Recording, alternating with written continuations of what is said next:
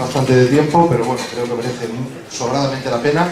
Y tenemos a una de las personas, una persona que ha sido uno de los grandes, los que nos ha dado un legado a todos los de la, bueno, nueva, yo no tan nueva generación ya tengo mi edad, pero digamos, una de las personas con aquel Andrea Faber-Kaiser, con aquel Antonio Rivera, con aquel Jiménez del Oso, y que, bueno, pues en este caso pues tenemos la grandísima suerte de tener con nosotros. Él nos viene a explicar, digamos, la ornitología en el año 2010 y que no se parece en nada a la ornitología del año 60.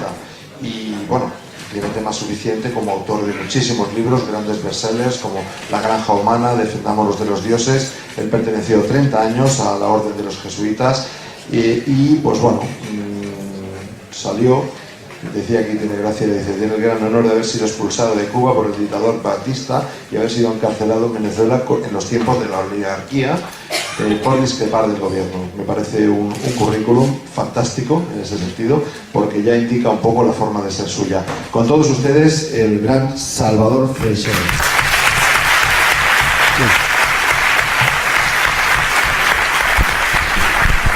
Bien, buenas tardes, un placer estar con ustedes.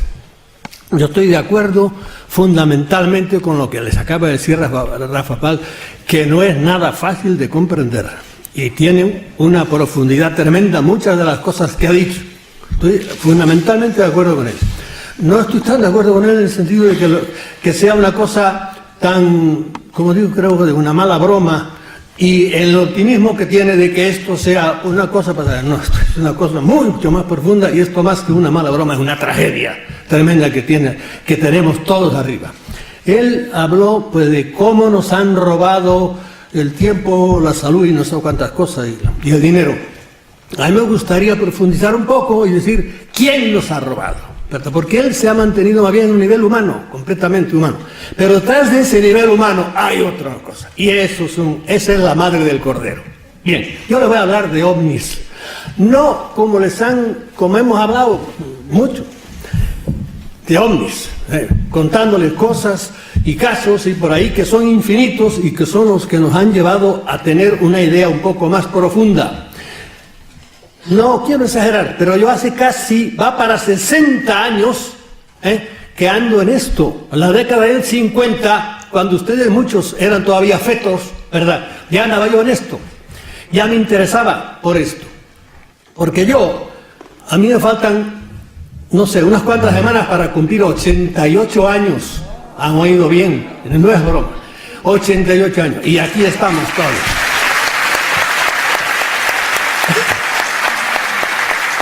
¿A qué le dan ustedes ese aplauso? ¿A los 88 años o a mí? Bien.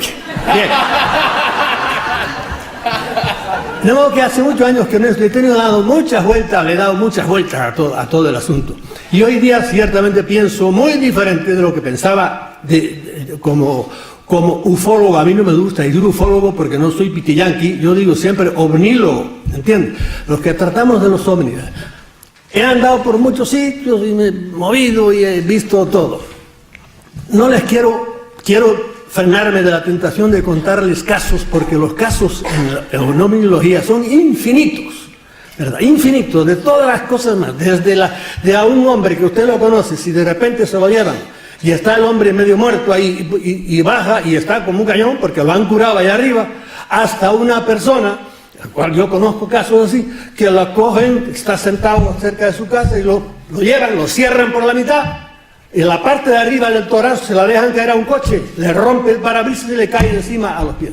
Y ustedes dirán, ¿pero dónde yo sé? Pues mire, ¿quién me lo contó? El hijo del muerto. ¿En dónde?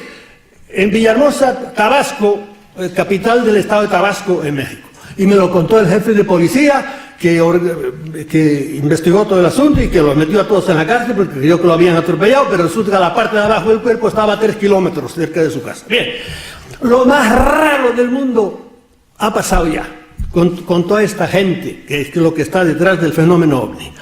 Y yo voy a ver si me aguanto de no contar casos, porque si no, no salgo. Yo quiero ir a otra cosa diferente para no hacer la ovnilogía de siempre. Hemos estado engañados. Estoy de acuerdo con él. Nos han engañado como chinos. Y Y nos han engañado precisamente con la casuística. Todos estos años nos han hecho desde las cosas más raras. Por ejemplo, si ustedes se asoman a los agroglifos ahora que aparecen encima de los campos, una maravilla, cada año es mayor. Y claro, hay gente que se ofusca con eso y se hacen especialistas en eso. Y otros se hacen especialistas en contactados, y otros se hacen especialistas en, como yo, el hombre más famoso que estudia los microchips o los chips que le meten a la gente, y un amigo mío me dijo a ver si le traducía, porque yo en esto conozco, modestia aparte, a todos los big shots del mundo, me he encontrado con ellos 20.000 veces por ahí en congresos. Pues el doctor Leir, que escribió un artículo sobre los implantes que le ponen a uno metido por las narices o en cualquier sitio, ¿verdad? A ver si le traducía su libro, y se especializa en eso, y ya sé, pero eso es una parte, es como que uno entra en una catedral y ante un maravilloso capitel, se queda pasmado y hace, y óigame, que esto es un capitel, esto es de muchos, hay muchas columnas, hay una catedral, todo, hay bóvedas, hay de todo, aquí hay una fe. ¿Y qué es la fe? No tiene nada que ver con ese capitel que está usted. Hay cosas mucho. Eso es el problema de los ovnis y es el problema de la vida. Aquí no solo somos materia, somos espíritu. Hay muchas cosas por encima. Bien, yo quiero profundizar un poco en todo esto. Me dejaré muchas cosas atrás, pero ¿qué le vamos a hacer? Yo les voy a hablar a ustedes fundamentalmente de la relación que hay entre las religiones y los ovnis. Que mucha gente dirá, ¿y qué tiene que ver eso? Miren, en el fondo de las religiones están los ovnis. Y en el fondo de los ovnis están las religiones. Uno se explica al otro perfectamente. Y en cierta manera uno esclarece y destruye. Hay de todo. Bien. Bueno, sobre esto, ustedes conocen algunos de los libros míos, La Granja Humana. Se quedó atrás, porque en el libro de La Granja Humana yo estudié pues cosas de las que pues, suceden en la granja. Hoy me gustaría ver quién es el dueño de la granja, que es lo que me interesa hoy. ¿En qué coinciden las religiones y el fenómeno de los ovnis? Coinciden, primera cosa, en tres cosas, en que los dos admiten que hay seres extrahumanos. Un tiempo creímos que el hombre estaba en el centro del mundo y que no había más que éramos el centro, el ombligo del universo. Bien, hoy día las religiones, hoy día no siempre, han querido que hay seres inteligentes que no son humanos. Eso es claro. Hoy día en los ovnis estamos igual. Nos damos cuenta de que hay seres inteligentes que no son humanos. Segunda cosa, que hay jerarquías en el cristianismo, en el cristianismo, en todas las religiones, Dios está por encima y luego vienen los ángeles. Los ángeles tienen jerarquías, dominaciones, potestades, etcétera, serafines, querubines, ángeles y arcángeles. En los ovnis es exactamente igual. No todos son los enanitos, los enanos verdes, de los cuales hay muchísimas clases de ellos. Aquí el año pasado estuvo Michael Salla, me parece que es el que más ha hablado de eso. Hay muchísimos. Y hay unos, sobre todo, que ya ni siquiera necesitan ovnis, aparatos, ¿no? Esos son muy superiores y son los que mandan en estos. Y de eso los contactados saben mucho de eso. Bien. Tercera cosa en que coinciden religiones y ovnis, en que hay algunos que son positivos, y esto no tenemos que olvidarlo nunca, y otros que son negativos. Los negativos trabajan mucho más que los positivos, son mucho más discretos, desgraciadamente, son un poco más, no sé si perezosos o qué, no intervienen, son más respetuosos, y los malos son los que trabajan bien, igual que pasa en la sociedad. Si ustedes viven en un edificio donde todo el mundo es honrado, excepto un ladrón, cierren las puertas porque ese desgraciado es el que les va a robar, ¿verdad? De modo que los negativos que andan por ahí trabajan mucho más que los otros. Bien, mi idea es que, contraria, el año pasado anduvo por aquí también este hombre, sí, no me acuerdo cómo se llama ahora, que cree que son positivos. No, yo creo que el conjunto del fenómeno ovni es funesto para la sociedad, funesto. Y que este mundo es un valle de lágrimas porque están ellos por aquí. Lo cual no quiere decir que no haya buenos y que no haya gente por encima, pero tal como está ahora es como épocas en la historia que son muy malas, pero pasan a lo mejor 2 siglos y las cosas se ponen bien. Y hay gente que sí, que cree que son positivos. Por ejemplo, Richard Boylan, gente importante, como John Mack, profesor de la universidad, como unos cuantos, que creen que son positivos. Y aquí yo sé que hay gente de ustedes que creen, y yo creo que también los hay positivos, ¿verdad? El que tiene la suerte, por ejemplo, los contactados, a los cuales se los llevan y a los abducidos, hay algunos que les ha ido muy bien, perfecto, y les han ayudado, porque han tenido la suerte. Pero la mayoría les ha ido muy mal, ¿entienden? ¿Y por qué? Porque los han tratado muy mal. Y porque, ya verán ustedes, si hablamos después de ciertas cosas que les suceden. Los que sepan un poco de ovnis, habrán oído hablar de un tal John Keel. Para mí es de los hombres más profundos que ha habido, no solo en ovniología, sino de los pensadores más profundos que muchos teólogos y filósofos y por ahí. Y John Keel lo conocí muy bien porque coincidíamos los dos, vivíamos en Nueva York y tuve ocasiones de hablar con él largamente.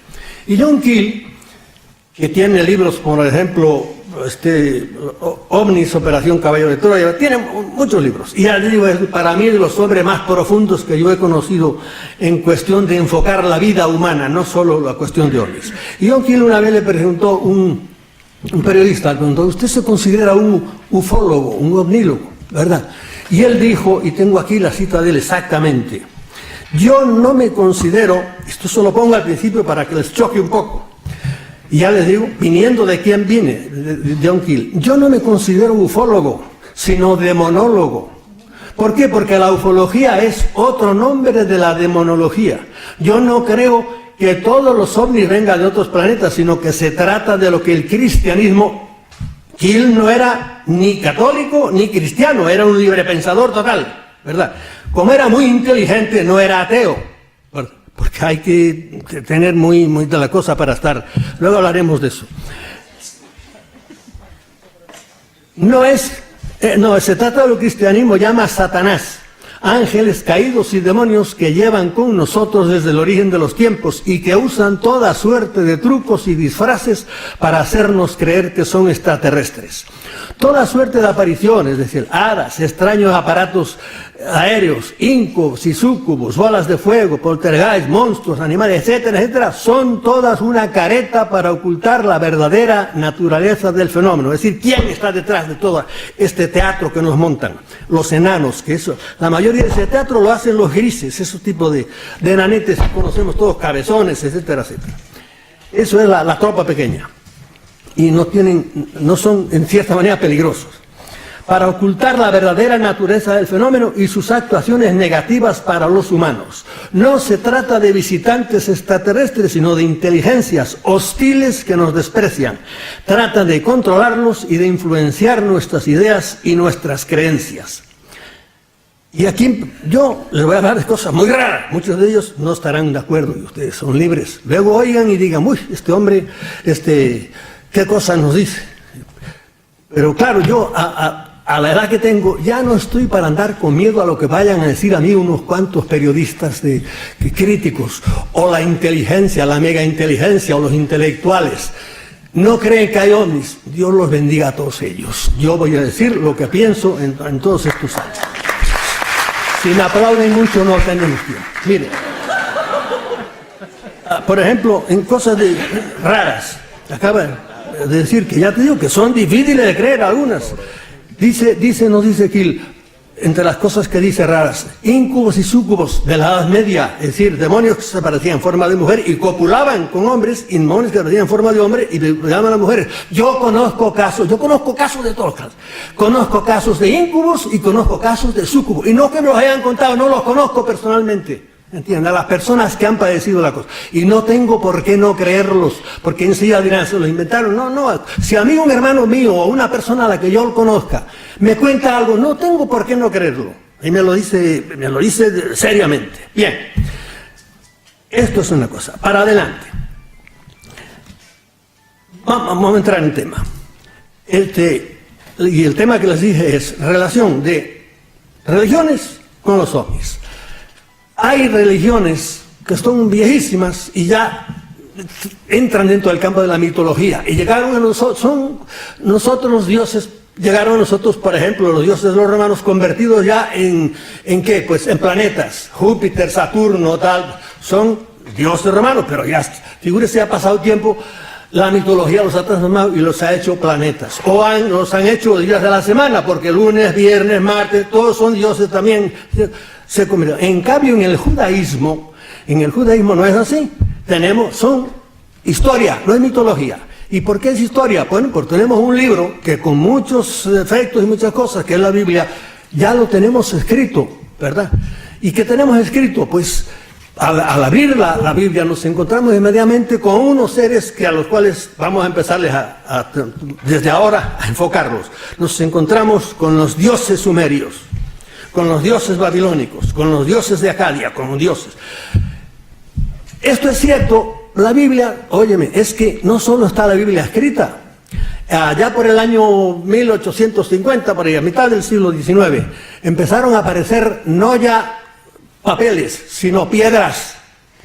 Allí apareció la estela de Mesá, y apareció el obelisco de Salmanasar, y apareció el código de Hammurabi. Todos son piedras negras grandes, y ahí está preciosamente escrito en caracteres uniformes la historia. Eso ya no es mitología, es historia. Y apareció el cilindro de Ciro, por ejemplo, y apareció nada menos que una biblioteca entera, 20.000 tabletas. Ahí ya no son piedras, son arcilla, escrita no en cuneiforme, está escrita en ugarítico.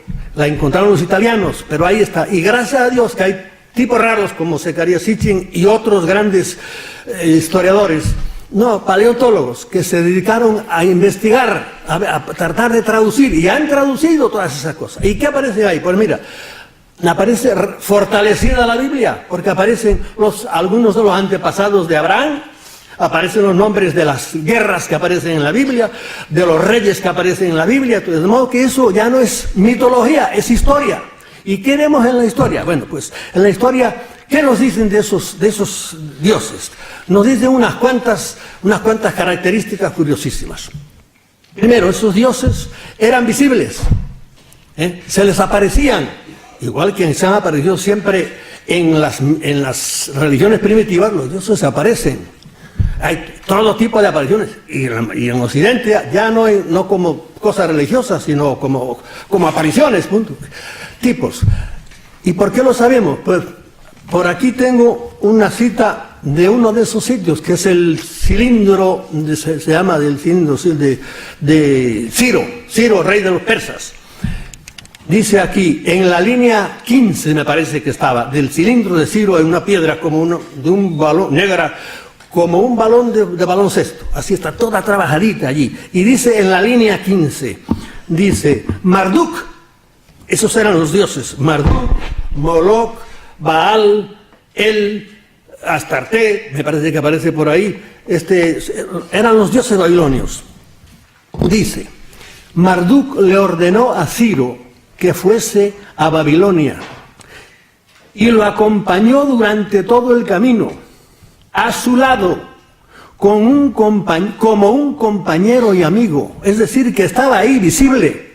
Claro, podemos decir, bueno, esto no hay un poco de trabajo. Óigame, es que los cristianos, los que crean en la Biblia, Yahvé también se aparecía. ¿Y a Yahvé dónde se aparece? Pues vayan ustedes, creo que están en el Génesis, hacia el final, estaba Abraham, padre del judaísmo, y se le aparecieron tres varones, 3 personas allí. Y él se dio cuenta de que aquello era el mundo y se hincó de rodillas. Les dijo, curiosamente les dice mi Señor, como si fuera uno solo, pero bueno.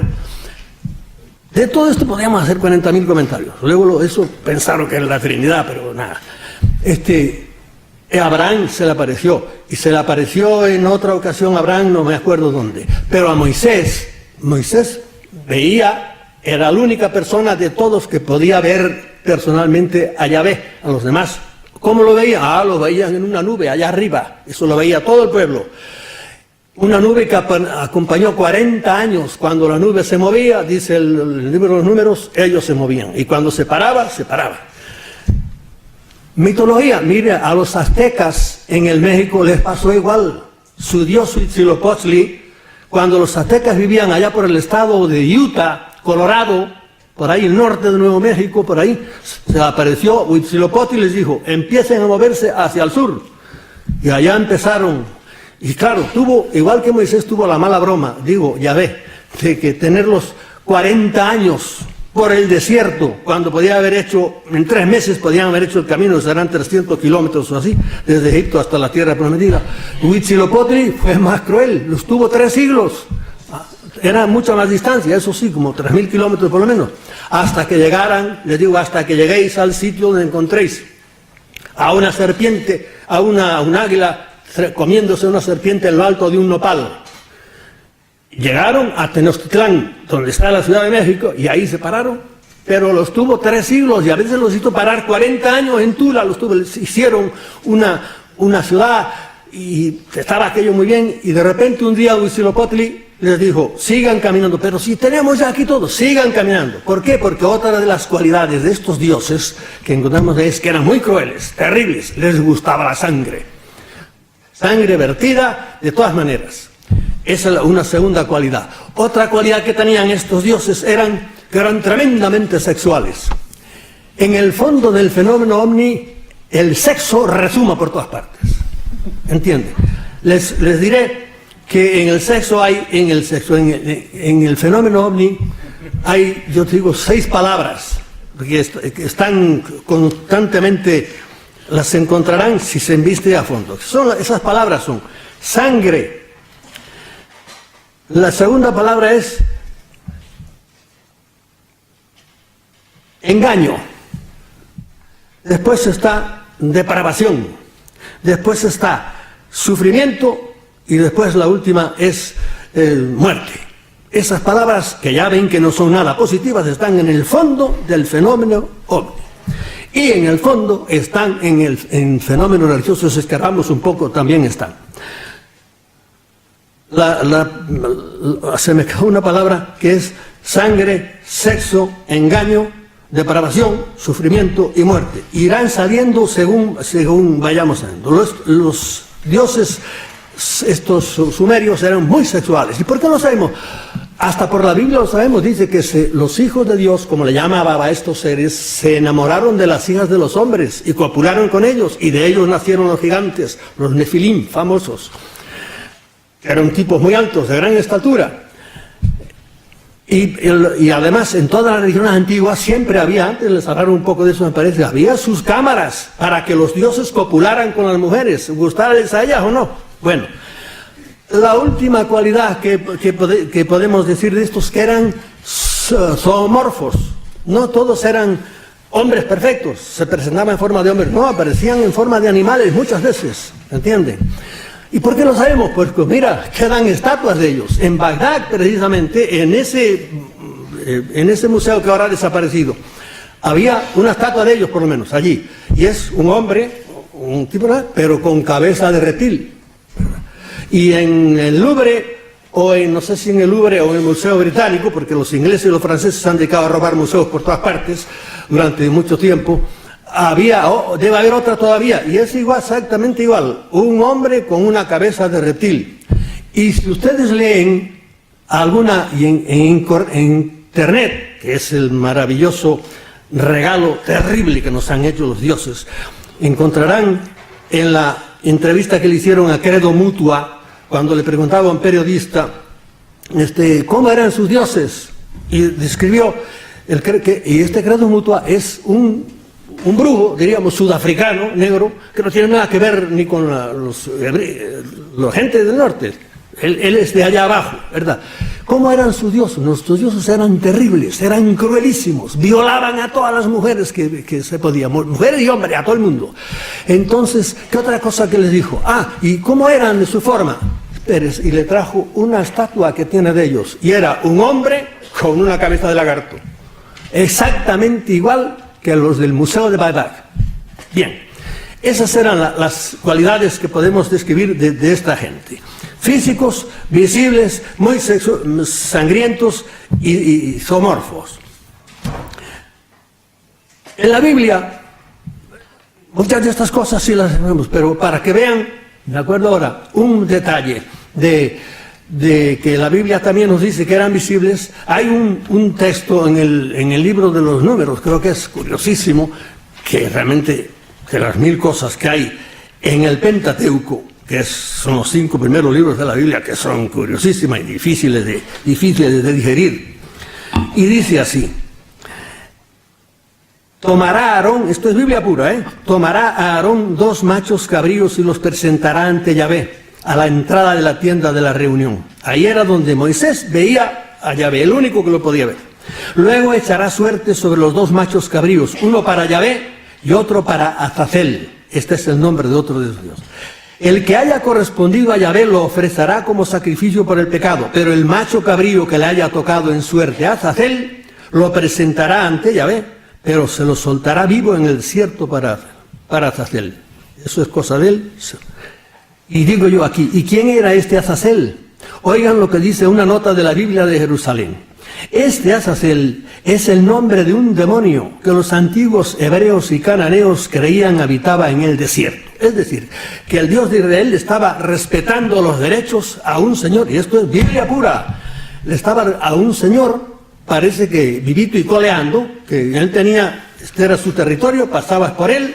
Y lo mismo que a los reyes humanos había que pagarles un tributo y pedirles permiso para pasar, a estos dioses que eran los que controlaban aquello, había que respetarle también su macho cabrío, en este caso, su sangre, porque eso no crean ustedes que eran solo así para que pasiera, para que viera la belleza del chivo aquel, no. Igual que Abraham, ¿qué le pedía Yahvé a Abraham? Coge esta ternera, una ternera así, coge esta vaca y coge esta, pártelas al medio, ábrelas ahí y déjamelas ahí. Y entonces Abraham por la tarde vio que aparecía una especie de gran horno ardiendo, una caldera por ahí, y pasaba por el medio de los animales muertos, como chupándole la energía a todos ellos. Eso es Biblia pura. Y uno dice, ¿y qué hace Yahvé también queriendo con esa sangre por ahí? Porque todos estos, como os digo, eran muy sangrientos y les gustaba la sangre. ¿Qué tiene que ver eso con la uniología de hoy? Es que hoy todas esas cualidades que acabo de leerles aquí, las vemos repetidas. Mire, son físicos y visibles, por ahí andan, los vemos. Segundo, son sangrientos y crueles.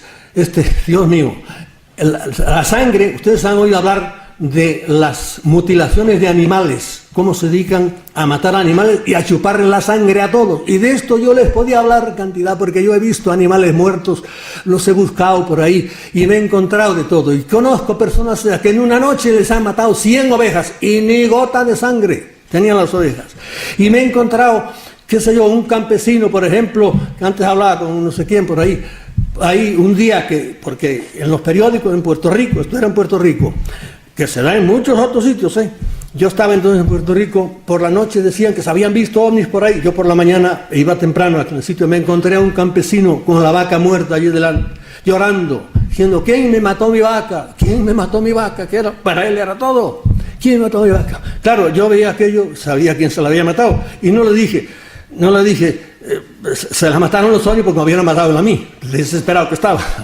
Y vi aquello, me di cuenta y salí. Y les podía contar muchos otros casos de eso, de cómo les gusta la sangre y cómo a estos pequeños, estos mayores ya, los fuertes, los que mandan, los que están detrás, los más inteligentes, probablemente no son tan sanguinarios como estos, pero también les gusta. Otra cosa que era sexuales.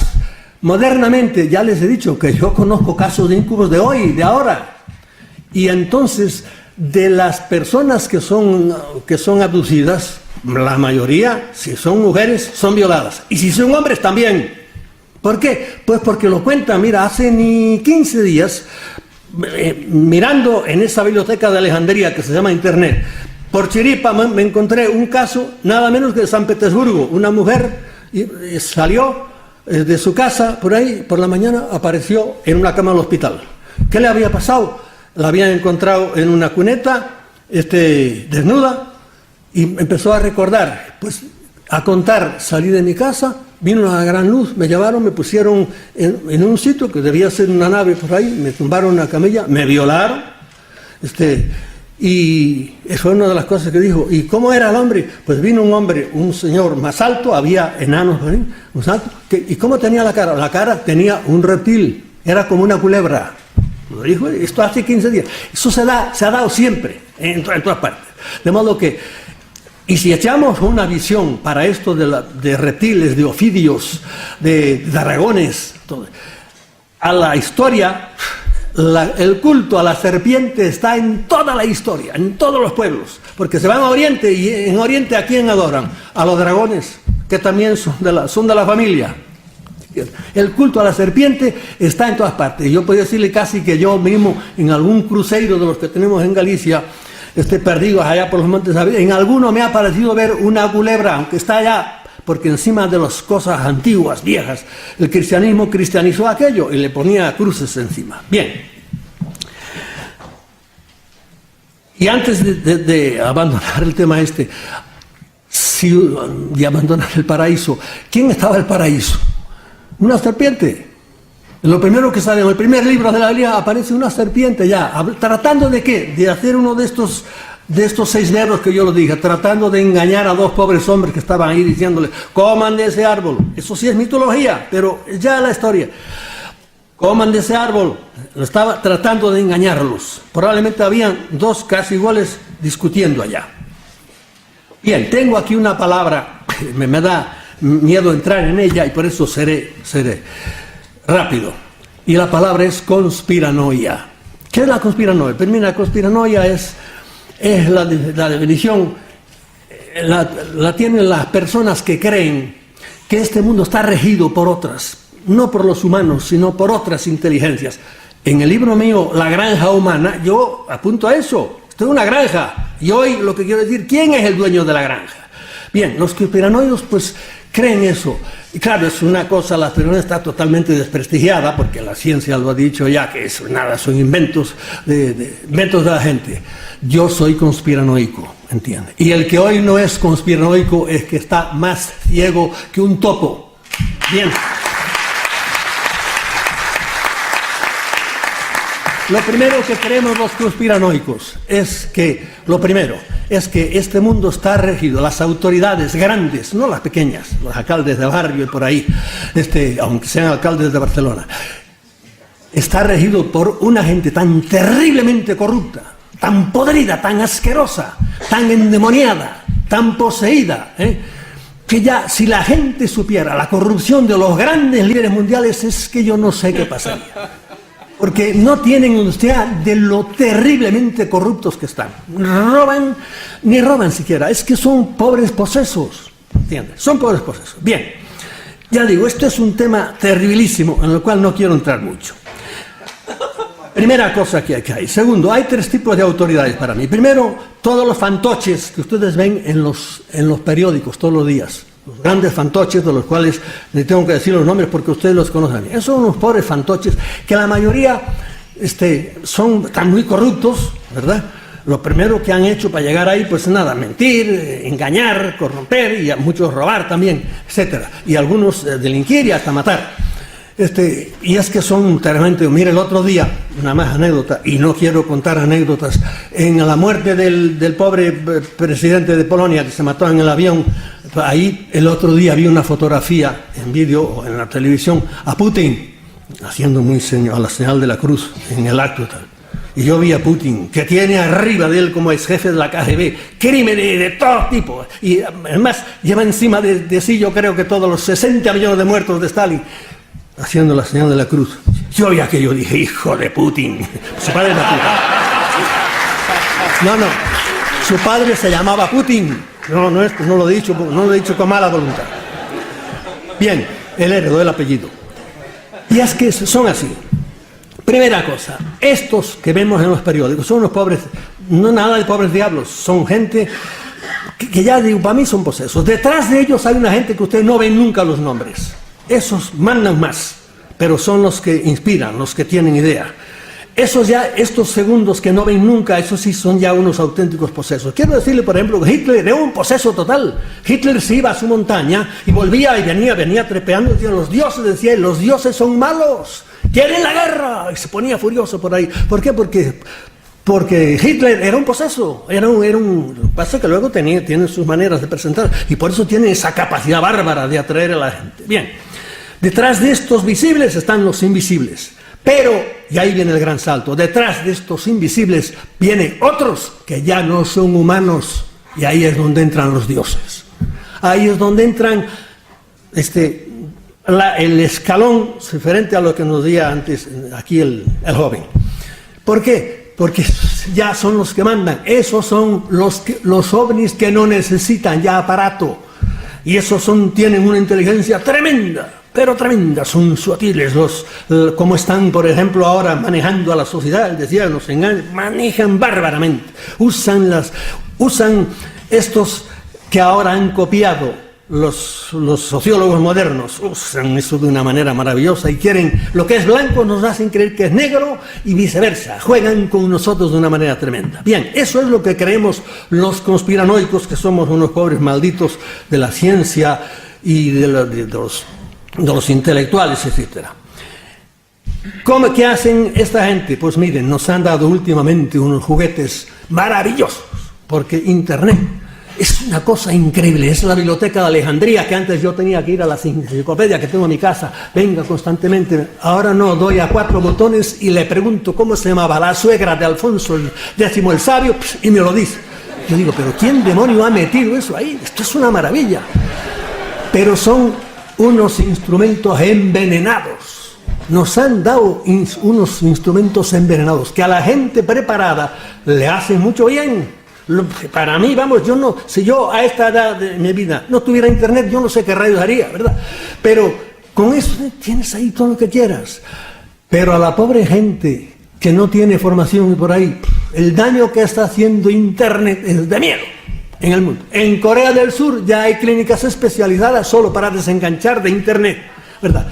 Claro, internet es una, pero los instrumentos que nos han dado últimamente son instrumentos de las pantallas, todas las pantallas triquitas, todo, es increíble. El primero, la televisión, que se nos cuela en casa y ahí no tienes que leer nada, comprar nada, sentarte y oír a que te digan los imbéciles que te echan la cosa. Y esto es increíble ahora. Por favor, les voy a decir cosas tan interesantes que si me aplauden no hay tiempo para nada. Miren, por ejemplo, ahora para comprar un ordenador nuevo, no compren, espérense. Un teléfono, no, los teléfonos, mire, es para hablar, saca fotografías, graba, te conecta con internet. Yo digo, no compre, no, el próximo teléfono voy a esperar a que traiga ya inodoro incorporado. Y entonces yo lo compro, porque ya no se puede pedir más, a ver qué quiere, qué le van a meter. Y allá te digo, es maravilloso, pero con esto nos están dominando. Bien. Hay 5 maneras de hacer dinero en el mundo, fuertes.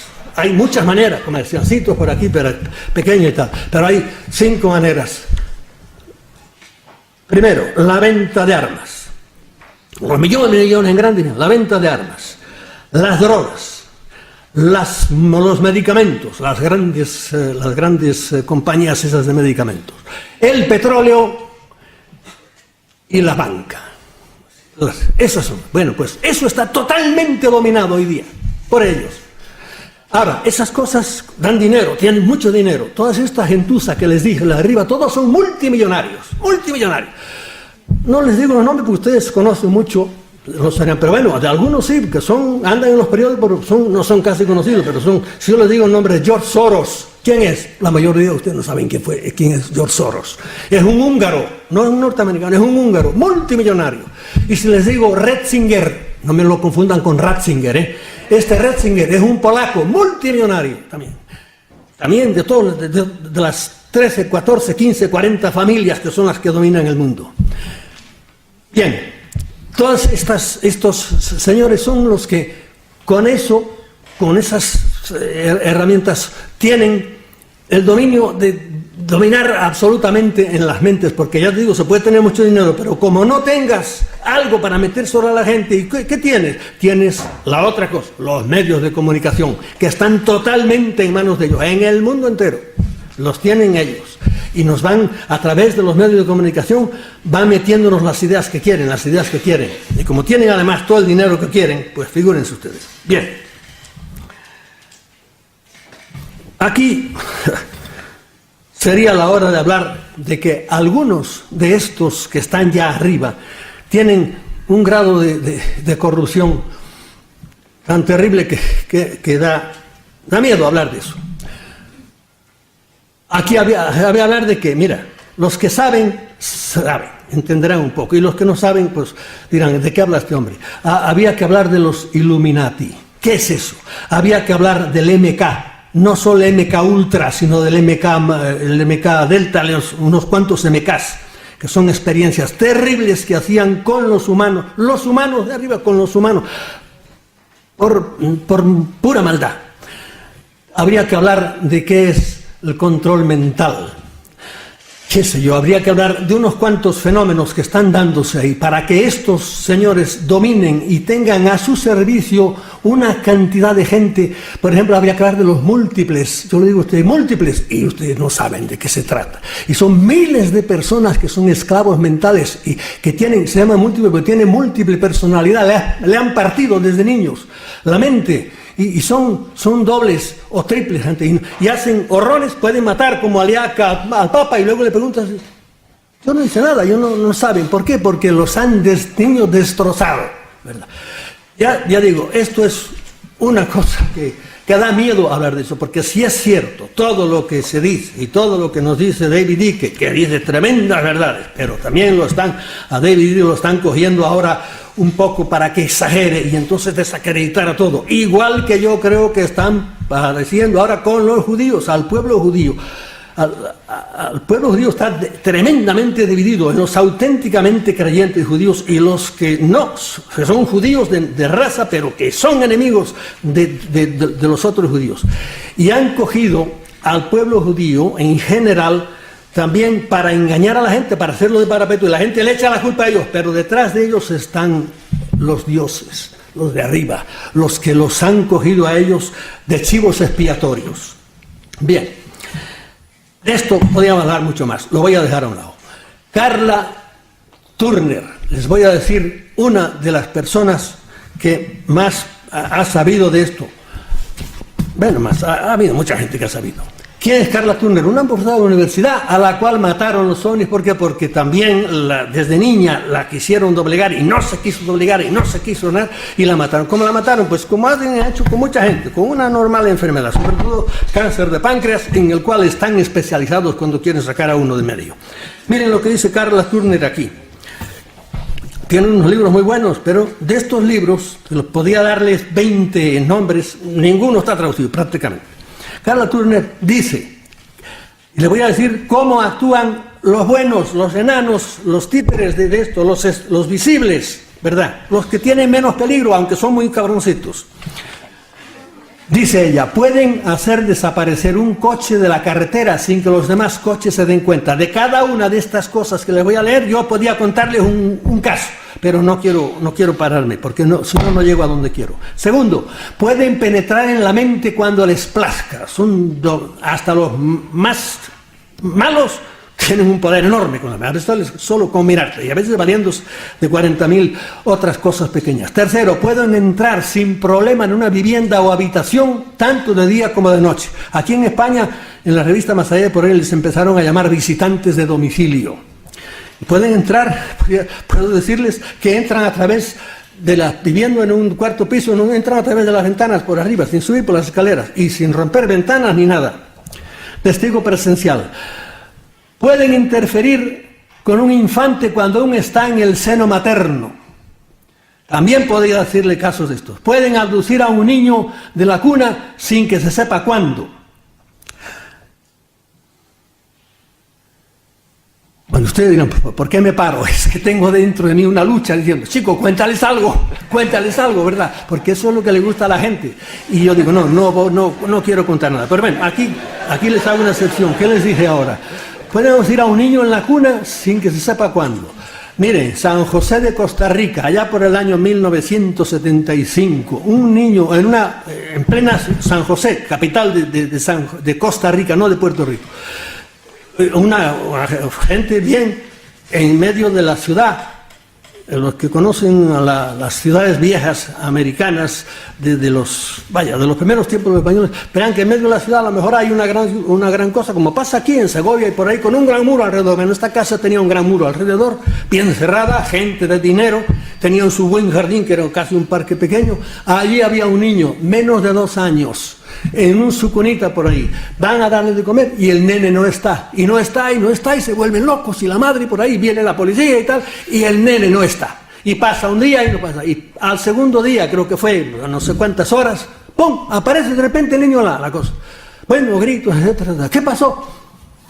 Nadie supo nunca qué pasó. ¡Ah! Pero ahí viene una cosa que me retrotrae a mí, a los dioses romanos y antiguos. Apareció desnudo el niño, el pantaloncito y la camisita del niño estaban en la pola más, en la rama más alta del árbol del jardín, allá estaban. Tuvieron que venir los bomberos a bajarla de allá. ¿Qué hacen eso? Los romanos hacen bromas de los dioses, son los juegos de los dioses. ¿No le hicieron nada al niño? Bueno, vaya hasta saber cómo le traquetearon el cerebro, pero el caso es que el niño allí estaba enterito, ¿verdad? Esto nada más, fíjense si se pueden contar cuentos de esto. Bueno, pueden abducir a un niño de la cuna sin que se sepa cuándo. Podía contarle algún caso más, por el estilo. Ojo, la desaparición de niños en el mundo es mucho mayor de lo que ustedes creen. Yo una vez pasaba por Nueva York y compré el US Today, creo que se llama, y allí había, que lo publiqué en uno de mis libros, una página entera de niños desaparecidos últimamente, serían como 20 o 30, no sé cuántos. Bien, ¿a dónde van a parar? Claro, si es uno aquí, no son tantos, sí, pero es que hay muchas naciones en el mundo, ¿verdad? Y hay sitios donde estos desgraciados trabajan mucho más que entre nosotros. Pueden interferir y cambiar las relaciones entre los humanos, tanto las sociales como las amorosas. Unir y desunir, eso es enorme cómo lo hace. Y claro, esto no se entera mucho la gente. Pueden causar enfermedades, pero con el dedo meñique, y las causan cuando uno les molesta mucho, lo sacan del medio, de una manera muy natural. O a veces tan natural como un resbalón en el baño, por ejemplo. Se resbaló en el baño, muerte natural. Sí, pero no crean que fue tan natural. Por último, pueden causar problemas mentales y generar afición a las drogas. Pueden causar guerras y crear generaciones de gentes amorales y sin amor. Esto es lo que han venido haciendo desde el principio de los tiempos para convertir este desventurado planeta en un valle de lágrimas, porque si ustedes miran cómo es la espantosa historia humana, la horrenda historia humana, que es guerra, guerra y muerte, y todo el mundo contra todo el mundo, y uno dice, pero ¿cómo somos el hombre inteligente? Somos tan imbéciles que no paramos de pelearnos con otros.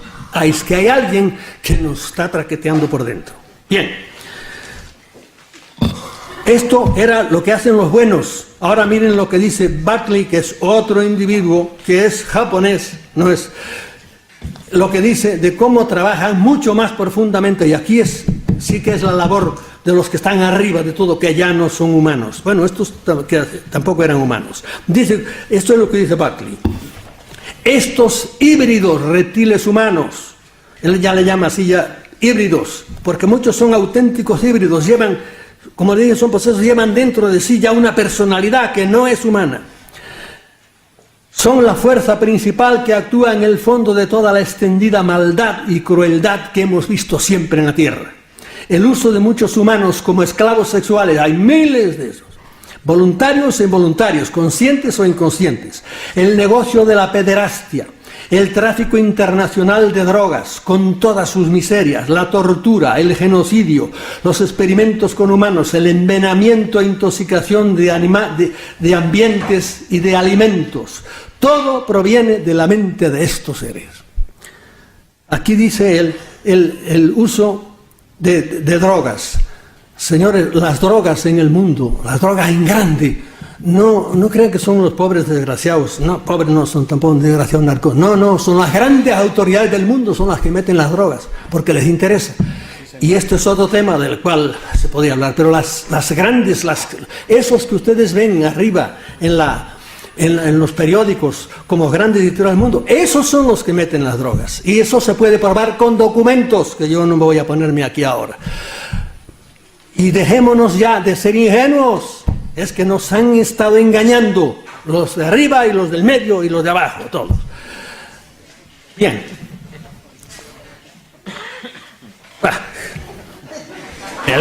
Peleo internamente por no decir cosas. Pero ustedes, por ejemplo, todavía hay mucha gente que se ha tragado, por ejemplo, las Torres Gemelas.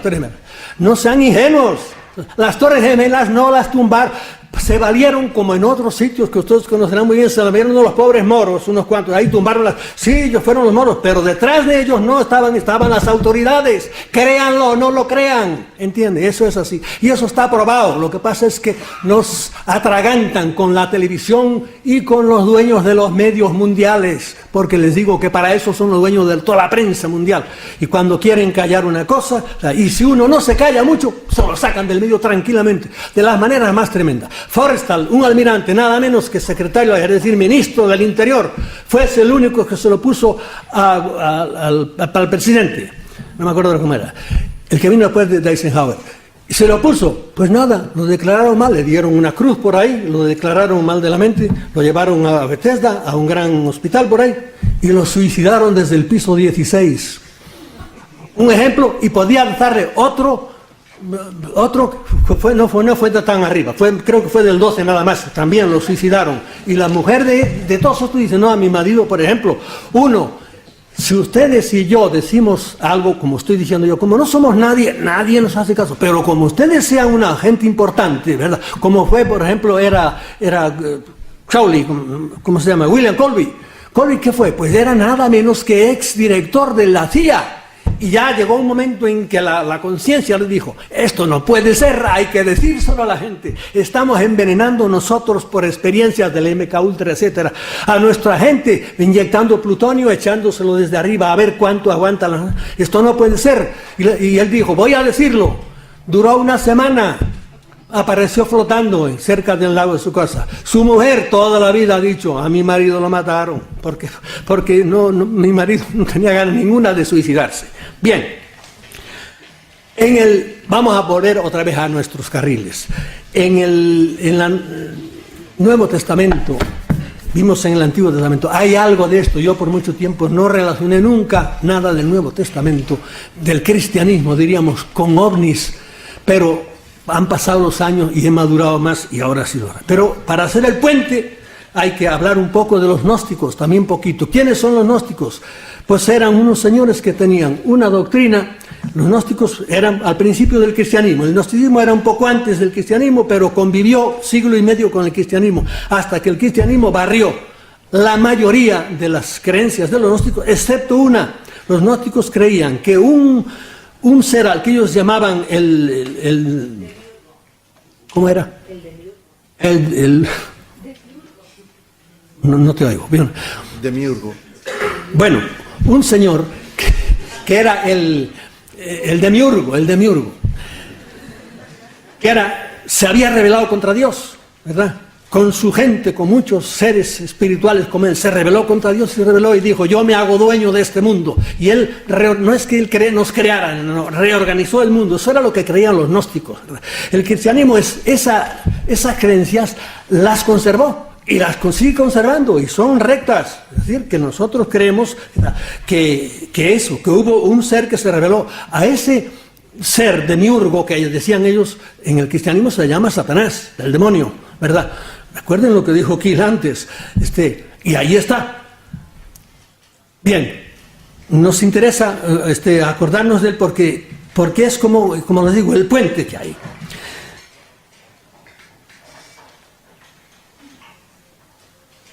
¿Qué textos hay que me pueden llevar a mí a identificar el Nuevo Testamento con esto? Pues mire, le voy a leer algunos que yo por años no le hice caso a ninguno. Pero dice ya Jesucristo aquí, ahora será derrotado el príncipe de este mundo. Y un poco más adelante dice, ya no hablaré mucho más cosas con vosotros porque llega el príncipe de este mundo, pero él nada puede contra ti. Y un poco más adelante todavía, vuelve otra vez y dice, el príncipe de este mundo será condenado. Y claro, uno dice, bueno, ¿y quién es el príncipe de este mundo? Que bueno no es, porque dice, ese no tiene nada que ver conmigo. Poco más adelante, dejando el Evangelio atrás, en una de las cartas de San Pablo, que era las relaciones públicas del cristianismo, era San Pablo, dice: el Evangelio está vedado para los incrédulos cuya inteligencia cegó el Dios de este mundo. Ya no le llama príncipe, le llama el Dios. ¿A quién le llama? A este mismo ser misterioso. Y un poco más adelante, en la carta a los Efesios, dice San Pablo: vosotros estabais muertos en vuestros delitos y pecados, que eran según el príncipe del imperio del aire. Y aquí dice, el imperio del aire, es decir, que parece que aquellos a los que él se refería andaban por el aire, como andan esto de ahora también. Esto viene por el aire, en general, por lo conocemos. Bien,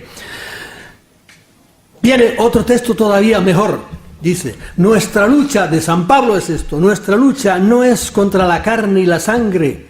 Nuestra lucha, la lucha del cristiano para ser bueno, es contra los principados, contra las dominaciones, contra los potestades. Son nombres de ángeles que también se conservan en el cristianismo, de ángeles malos.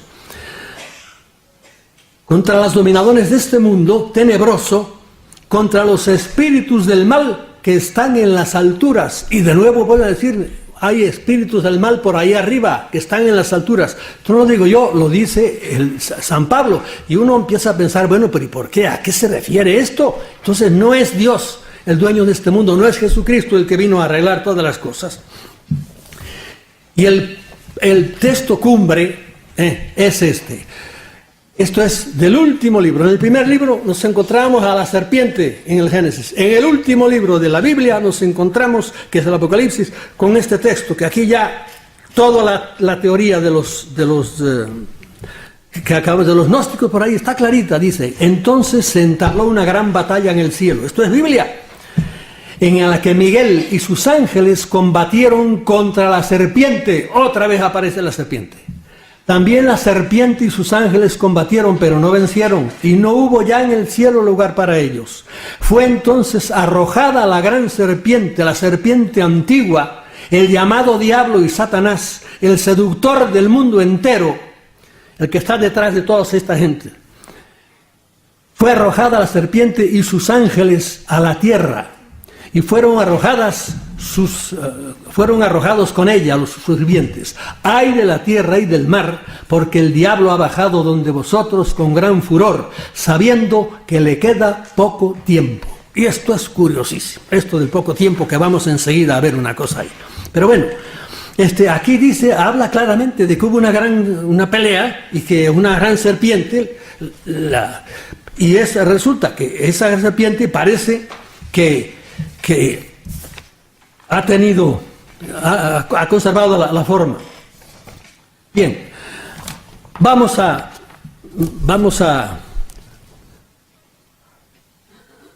no les digo ya más cosas. ¿Qué dice el Vaticano de todo esto?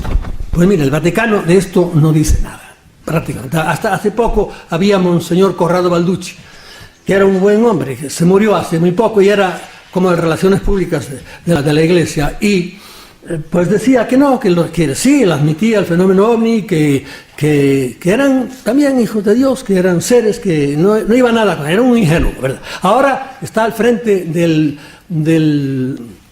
Observatorio Vaticano el padre Funes, que es un argentino, por supuesto científico, un astrónomo, y cuando le preguntaron, bueno, ¿y de los ovnis? Dice, yo soy científico y yo soy astrónomo. Y a mí no me interesa nada la ovnilogía. Que Dios bendiga al padre Funes. Vamos a ver lo que han tenido que ver el fenómeno ovni con algunos papas, que muchos lo conocerán, otros no lo conocerán, y es muy interesante porque yo muchos años no lo conocí. Dice, el padre Pequeñino fue el que escribió esto, no recuerdo el año exacto. Una mañana el sumo pontífice León XIII vivió allá por 1890, por ahí. 880, 890. Papa serio, no todos los papas, y gran fe, tenía fe. Los últimos papas han tenido gente toda muy seria y con gran fe, no todos los papas han tenido gran fe. Había celebrado la Santa Misa, estaba asistiendo a otra con agradecimiento como era habitual. De pronto, dice, le vi levantar enérgicamente la cabeza y mirar por encima del celebrante. Miraba fijamente, sin parpadear, pero con un aire de terror y maravilla, demudado. Algo extraño, grande le ocurría. Finalmente, como volviendo en sí con un ligero pero enérgico ademán, se levanta, se va hacia su despacho privado. Los familiares le siguen con premura y ansiedad y le dicen en voz baja: Santo Padre, ¿se siente bien? ¿Le pasa algo? No, nada, no me pasa nada. Se encierra en su despacho y al cabo de media hora hace llamar al secretario de la Congregación de Ritos y le da un folio y le manda a imprimirlo y enviarlo a todos los obispos diocesanos del mundo, que contenía la oración que rezamos al final de la misa junto con el pueblo, con la súplica y encendida invocación al príncipe de las milicias celestiales, implorando a Dios que vuelva a lanzar a Satanás al infierno. Y luego comentaría el Papa: vi demonios y oí sus crujidos, sus blasfemias, sus burlas. Oí la espeluznante voz de Satanás desafiando a Dios, diciéndole que él podría destruir la iglesia y llevar a todo el mundo al infierno si le daba suficiente tiempo. Igual que nos decía aquí en la cosa. Aquí decía que se le está acabando su tiempo, decía el último libro del Apocalipsis. Y aquí dice, si le daba suficiente tiempo. Y en otros sitios también, que no sé, no me acuerdo dónde está, habla como que el demonio le pide a Dios: dame 100 años nada más. Han pasado entonces 2000, pero las fechas son cercanas. Satanás le pidió a Dios el permiso de tener 100 años, dice aquí, para influenciar al mundo como nunca antes había podido hacerlo. Pudo ver también el Papa a San Miguel Arcángel aparecer y lanzar a Satanás con sus legiones al abismo del infierno. Bien, después de León XIII vino Pío X. Pío X fue un santo varón, tan santo que lo canonizaron ya y es San Pío X hoy día. Después de Pío X vino Benedicto XV, que fue un canonista, también un hombre muy serio. Después de Benedicto XV vino Pío XI. Pío XI es ya de mi quinta, ya me acuerdo yo de él. En 1935 por ahí. Y los enemigos de Pío XI pues fueron Stalin, que estaba entonces el comunismo echaba chispas, y fueron Hitler, contra el cual escribió una encíclica que se llamaba Min Brennen des Sorge en alemán. Y el gran enemigo de él fue Mussolini, con el cual tuvo que hacer el pacto de Letrán, y para el cual hizo en Roma una italianada pero tremenda, pero muy italiana. Dentro de la ciudad de Roma hizo la ciudad del Vaticano, hizo un pacto muy bueno con Mussolini, que ahí se portó bien Mussolini. Bien, le dejó hacer eso. Y eso fue Pío XI. Después de Pío XI vino Pío XII. Y Pío XII ya le pasó una cosa muy curiosa. Pío XII, ¿saben lo que le pasó? Pues miren, el día 31 de octubre y el 1 de noviembre de 1950 vio encima del jardín del Vaticano, le dieron el show de Fátima. Vio lo mismo, 3 días seguidos, vio lo de Fátima, que el sol bajaba, se cambiaba de colores, venía, y el Papa vio aquello y le hizo una impresión tremenda, pero se lo tuvieron callado siempre. Las autoridades les gustan esas cosas, pues no lo dijeron nunca, pero se sabía perfectamente. Y en los biógrafos últimos sí ya lo admiten, que durante 3 días seguidos vio la cosa de Fátima. Y claro, ustedes dirán, ¿y Fátima qué tiene que ver? Miren, a uno de los ufólogos más importantes, que es Jacques Vallée, francés, es como Heine y con este que les dije antes, Kiel, de los más serios, le preguntaron una vez: ¿y cuál es la aparición más grande, la cosa de ovnis que usted ha visto, el caso más grande? Y él dijo: Fátima. Para él Fátima era una aparición. Las apariciones de todo tipo, incluidas las de la Virgen, tienen mucho que ver. Yo no digo que sean todas, pero mucho que ver con los ovnis, mucho. Y de algunas vemos ciertamente que han sido causadas por ellos. ¿Para qué? Pues de los buenos o de los malos, no sé, para acentuar todavía la devoción y por ahí. Después de Pío XII vino Juan XXIII, y de eso hablaremos enseguida. Después de Juan XXIII vino Pablo VI. Pablo VI tuvo la osadía de decir que el demonio era un ser real, dijo él, personal, maligno y muy poderoso. Y cuando dijo esto, y además añadió que el humo de Satanás se había metido dentro de la iglesia. Y cuando dijo esto le cayeron arriba a todos los periódicos del mundo, incluso los católicos, diciéndole, este es un anticuado, nos quiere volver a la Edad Media, y por ahí le causó aquello un tremendo disgusto. Después vino Juan Pablo II, que ese sí ya no tenía miedo ninguno y era creyente hasta ahora, se fue al Vaticano del demonio, que es la ciudad de Turín, ahí es donde están los vaticanistas, ¿no? Y allí les dijo claramente, les echó una tremenda filípica sobre quién era el demonio y por ahí. Pero les voy a leer lo del Papa, que muchos sí lo sabrán. Bueno, después de Pío vino Juan Pablo I, y yo cada vez me convenzo más, después de todo lo que he leído, que lo mataron, pero vamos, claramente los Illuminati. Es decir, la gente que se había colado dentro del Vaticano, que ese Papa no les convenía para nada porque estaba dispuesto a acabar con mucha podredumbre que había dentro. Bien.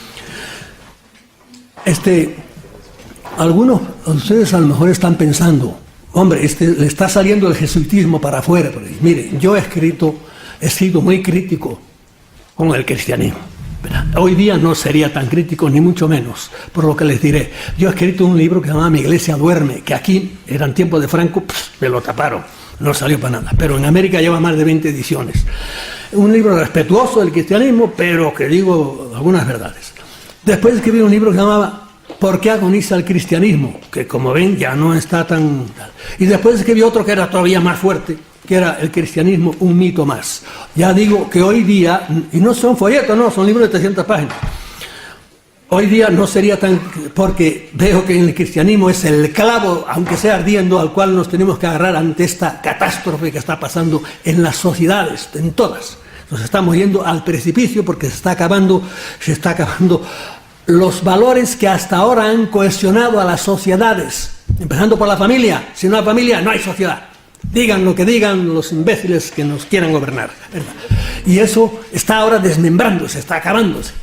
Nos dicen no solo que hay 5 tipos de familias. Tu madre tendrá 5 tipos. La mía era mi padre, mi madre y mis hermanos. Bien. Miren lo que les pasó a Juan XXIII. El Papa y yo, eso lo dijo el secretario de él 20 años después de que él se había muerto, creo que era un chileno.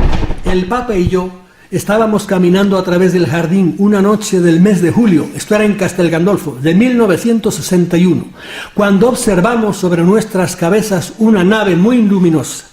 Era de forma oval y tenía luces intermitentes y de un color azul y ámbar. La nave pareció sobrevolar nuestras cabezas por unos minutos para luego aterrizar sobre el césped en el lado sur del jardín. Un extraño ser salió de la nave. Tenía forma humana, a excepción de su cuerpo, que estaba rodeado de una luz dorada, y mire qué detalle, y tenía las orejas más alargadas que las nuestras. Su santidad y yo nos arrodillamos. No sabíamos lo que estábamos viendo, pero supimos que lo que fuese no era de este mundo. Por lo tanto, debía ser un acontecimiento celestial. Rezamos, y cuando levantamos nuestras cabezas, el ser estaba todavía allí. Esto nos comprobó que no era una visión lo que estábamos viendo. El Santo Padre se levantó y caminó hacia el ser. Los dos estuvieron alrededor de 20 minutos, uno frente al otro. Se los veía gesticular, como si hablaran, pero no se sentían sonidos de voces. No me llamaron, por lo que permanecí donde estaba y no pude oír nada de lo que hablaron. Luego el ser se dio la vuelta y caminó hacia su nave, y enseguida ésta se elevó. Su santidad dio media vuelta hacia mí y me dijo, qué curiosas palabras: los hijos de Dios están en todas partes, aunque algunas veces tenemos dificultad en reconocer a nuestros propios hermanos. Esto es muy curioso lo que digo, y que se prestaba a una buena exégesis. Aunque la experiencia parece increíble, el secretario nunca supo lo que habló Juan XXIII con el extraño personaje, y siempre se ha especulado con algunas revelaciones que le habría hecho el visitante cósmico.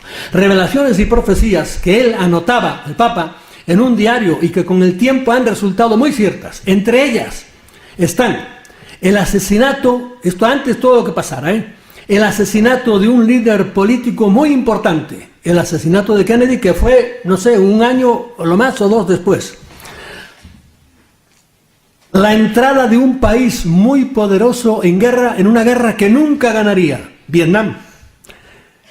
El enconamiento del conflicto de Israel con Palestina. Y sepan que Israel y con Palestina, los que mandan en el mundo quieren que siga y por eso no quieren que acabe. También esto se prestaba a explicar por qué. La caída estrepitosa del comunismo, la aparición de una nueva y terrible enfermedad a partir del año 1984, el SIDA, y también la intrigante profecía de que, y aquí no se sabe si llaman los buenos o los malos, extraños visitantes aparecerán en la Tierra, venidos de otros planetas, dice, para sembrar la paz. También consta en el diario que Dios le había exigido silencio hasta que llegase el momento adecuado. Yo ni quito ni pongo, rey, pero les digo lo que está escrito. Bien. ¿Cuál es la conclusión de todo esto? Pues nada, es identificar a aquellos dioses que vimos al principio, los dioses sumerios por ahí, con estos individuos que andan ahora apareciéndose por ahí y que nos atontan y le echamos la culpa, pues eso, a los humanos por ahí, que efectivamente los directos causantes de todas estas cosas, ¿verdad? Son los humanos, pero detrás, para organizar, por ejemplo, toda esta catástrofe económica que ha habido, pero que, fíjense que no es solo catástrofe económica, es en todos los sentidos, están pasando cosas tremendas en la Tierra ahora, es que detrás hay alguien que es muy poderoso, que el que está dando órdenes a quien competa para que sucedan todas estas cosas.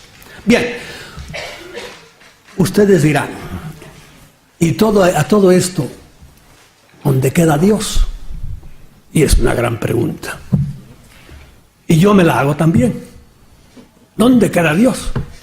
¿Y qué pinto yo aquí? Yo, un pobre ser humano que dentro de poco voy a tener la boca llena de tierra, como todos ustedes. No se hagan ilusiones, yo iré delante, pero ustedes van detrás. Gran pregunta, y yo les voy a ser sincero, yo soy agnóstico. Soy agnóstico, no puedo creer en aquel Dios de la Biblia tan cruel, pero creo en Dios. ¿Por qué? Porque tengo dos dioses de frente. Si no tuviera dos de frente sería ateo. Pero no puede ser. Hace poco leí el libro ese que ustedes han visto, el libro de los autobuses. Dios no existe, pero probablemente no sé cuánto por ahí. Yo leía el libro, me lo leí muy bien leído y decía yo, ¿cuántas dioptrías, Dios mío, tiene esta gente? ¿Por qué? Porque están esperando pruebas de Dios, están esperando pruebas con compás y con escuadra, yo creo. Son las reglitas por ahí, pero Señor, hay cosas materiales, hay cosas. Usted si quiere medir pues tráigame un metro y mides 27 centímetros, 15 por ahí, pero el amor, el sentimiento, el odio, el rencor, el agradecimiento, eso no se mide con reglas. Hace falta deducir, hace falta tener cabeza, porque es espíritu. Y yo soy agnóstico, no creo en dioses con infiernos y crueles y vengativos y por ahí. Esos son nada más que calumnias que le han inventado los teólogos a Dios. Dios, yo creo en un Dios, pobre inteligencia. Como decía Cristo, aunque en eso me cuesta matar, Cristo siempre, nunca Jesucristo en el Nuevo Testamento dijo, Yahvé, nunca lo citó, siempre dijo mi padre, porque el Dios del cristianismo no es el Dios del Antiguo Testamento. Eso también podríamos hablar muy largo de eso. Yo leí ese libro y me dio pena porque yo digo, esta gente, sí, a base de Darwin, de Dawkins, que es ahora el gran ateo oficial, y a base de Voltaire, y a base de Kierkegaard, y a base qué sé yo, de todos los santones del ateísmo, pues sí, quieren probarnos de que sí, que no hay Dios. Y claro, y ahora, que además Punset nos ha dicho que todo es de Dios y el Espíritu y por ahí, el gran Punset, que es una buena persona y lo aprecio, Punset, y es inteligente, pero nos ha dicho que todo viene pues de las neuronas y de las dendritas, son los que producen todas las cosas de Dios y por ahí. Y Punset, que es muy buena persona, ustedes saben que en griego dendron significa árbol, y Punset se perdió en el bosque de las dendritas por ahí. Y en eso anda perdido. Como ya eso, pues no tenemos. Hace poco leía yo un artículo, en un periódico lo puse así encima y estaba leyendo un artículo sobre el acelerador de partículas, ya voy a terminar, un acelerador de partículas, ese de Ginebra, y de repente veo que un punto, tenía la luz así, toda la página del periódico, y veo que un punto va moviéndose despacito, y yo miro aquello, cojo la lupa que siempre la tengo al lado, y me pongo a mirarlo. Y era un animalito, mucho más chiquito que una hormiga. Tan pequeño era que se paró en el agujero que hace una O en el medio, y ahí se paró. Y ahí estaba parado. Y yo mirándolo. Y él paradito allá. Y a mí la mente se me disparó. Porque yo decía, ¿y este animalito, cómo yo me puedo comunicar con este animalito? ¿Cómo él se dará cuenta de que un Dios, yo soy un Dios para él, lo estoy mirando? Con el dedo meñique se le puede hacer así. Y se vuelve a la nada. Y el animalito seguramente, él con su inteligencia, porque también tiene inteligencia él, inteligencia para él, que le hace falta a él, estaba diciendo probablemente, me imagino, ¿cómo salgo yo de este desierto? Porque la página del periódico era un desierto para él. ¿Cómo entré yo aquí? ¿Cómo salgo de aquí yo? Él decía eso, y yo me decía, ¿y este desgraciado cómo es capaz de encontrar a otros congéneres suyos? ¿Cómo es capaz de reproducirse? ¿Cómo es capaz de encontrar alimento? Y él quieto, y yo quieto, mirándolo. Y yo ahí tuve una especie de, ¿cómo le diría yo? Una iluminación como Buda debajo de aquel árbol. Y la mente se me fue abriendo. Yo soy su Dios, y me salté a mi Dios. Y digo, ¿y cómo rayos yo puedo conocer cómo es Dios? Porque ¿quién le daría a este hombre, a este pobre animalito ahí, inteligencia para comprender qué soy yo, quién soy yo, a quién amo yo, cuáles son mis temores? No, imposible. Y vienen los teólogos y me describen a Dios que si son tres personas, que si son así, que si son asado, unión hipostática, no sean mentecatos. Un Dios que tiene esas luminarias, que tiene todo, diríamos, programado, porque ustedes cogen una semilla de una nuez o de una manzana o de, qué sé yo, una avellana, y tírenla, y se van a mirar, y vuelven a los 20 años, y aquella, ¿dónde está la semilla? Y encuentran un árbol tremendo. ¿Por qué? Porque la semilla estaba programada, porque está todo lleno de inteligencia, porque el cosmos es pura inteligencia, y aquel animalito tiene su inteligencia para lo suyo, y esa piedra que está en el suelo está llena también de una inteligencia, no una inteligencia de células, pero una inteligencia, es vida. ¿Y en qué se demuestra? Pues que mira, en ese pedrusco hay millones de electrones que están girando a toda velocidad alrededor de su núcleo. Y uno dice, ¿quién les dio cuerda? ¿Y cómo no se les sacaba la cuerda? ¿Por qué? Pues es una de estas pilas que podrían ahora, que tienen, le dura la cuerda mucho más, y sigue, y todo el cosmos, todo hecho con los mismos electrones, con los mismos ladrillos, todo moviéndose. ¿Cómo es posible que viendo esas cosas uno me digan, pero aquí no hay inteligencia por encima? Porque no será, como dicen los teólogos, ni como piensan ustedes, pero algo hay encima de nosotros, indudablemente. Y aquello, como muchas otras cosas, pues, qué sé yo. Yo digo, ahora sí que termino ya. Estamos entrando en el verano ya. Salgan por la noche, por favor. Déjense de la televisión. Miren las estrellas. Eso es el gran libro de Dios. Esas son las pruebas que hay que darle a estos del libro de la cosa. Miren para arriba. Pero claro, a esa hora a las estrellas de la televisión hay que ver a Belén Esteban, a esa hora. O cómo se puede perder una patulea, una pelea de María Antonia con la Raola. Eso no se lo puede perder de ninguna manera. Y ahí está todo el mundo viendo aquello. Digo, santo Dios, qué daño hace esto. Cómo embrutece, cómo estupidifica a todos, y todas las masas viendo. Ustedes y yo somos privilegiados. Entonces hasta han tenido la honra de pagar para venir a oír estas cosas tan tremendas. Y no ir, en este caso, a oír cualquier mentecato que les esté hablando ahí de por qué aquel se acostó con la otra o por ahí. Somos nosotros privilegiados, pero este mundo ahora, el mundo en que se mueren 30 millones de personas de hambre cada año, y las cosas tan terribles que pasan en este desventurado planeta, nosotros estamos por arriba, comemos 2 veces al día. Salgan por la noche ahora que es verano y miran, es un firmamento enorme. Y quédense pasmados, una estrella, otra estrella, están a millones de kilómetros, y ustedes con sus ojos en un segundo, pum, hacen el viaje de una a otra. Todo es un misterio, todo es maravilloso. Y Dios, ante este libro tan grande, ¿qué hace? Pues pasa las páginas de su Biblia, que es la gran Biblia de Dios, el firmamento, con el sol de cada tarde. Y termino con unos versos de mi poeta favorito, el cristiano, el cubano Buesa. Ay de aquel que solamente vive despierto y que lanza sobre las cosas una sola mirada, porque al llegar a la luz o a la sombra no sabrá nada, ni para qué ha vivido, ni por qué ha muerto. Mirad las flores, mirad las mariposas, y ateos o creyentes, mirad la luz del día, pues si Dios no existiera, ¿quién haría estas cosas? Pero si Dios existe, ¿para qué las haría? Muchas gracias por su paciencia.